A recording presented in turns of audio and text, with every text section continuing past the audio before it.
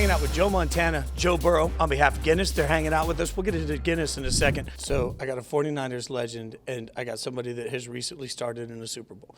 Brock Purdy starting in his first, right? What advice, Joe Burrow, would you give Brock going into this game and just handling that moment? Obviously, a lot of eyes and ears on the game, but you know, once you're out there, it's just like any other game. The halftime's going to be longer, so you got to stay warmed up, eat a little snack maybe at halftime if you don't usually, but other than that, it's just like any other game. Did your first Super Bowl hit different? Like standing on the sideline beforehand, was there any different emotion?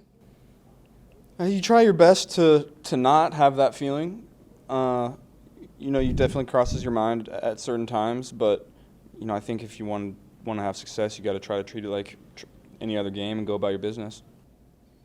Joe, what advice would you give Brock? It's the same thing. As they go onto the field, there'll be a lot more excitement and understanding what's going on. But once you get into the game, if you still can hear the crowd, something's wrong, right? Because most of I don't remember hearing. The only time I remember hearing the crowd was either at the end of the game or the beginning, and you have to find a way to concentrate on what's going on, what you're doing, what you're working on, and find ways to stay engaged so that it doesn't get back into your head. And there's so many people on the sideline, and they start wanting to talk to you too, you know. So you have to try to find a way to stay involved in when the defense is out there.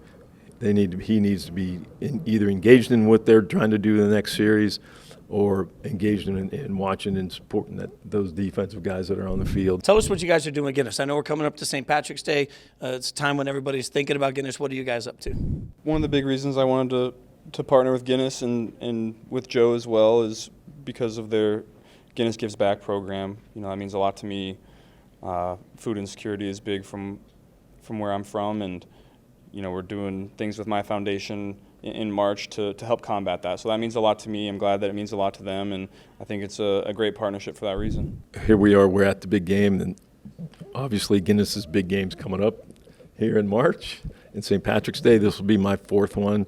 And for the same reasons a lot that Joe talked about, I've done a lot of partnerships, but as I alluded to earlier, is that Guinness has been the best partner by far to have been worked with.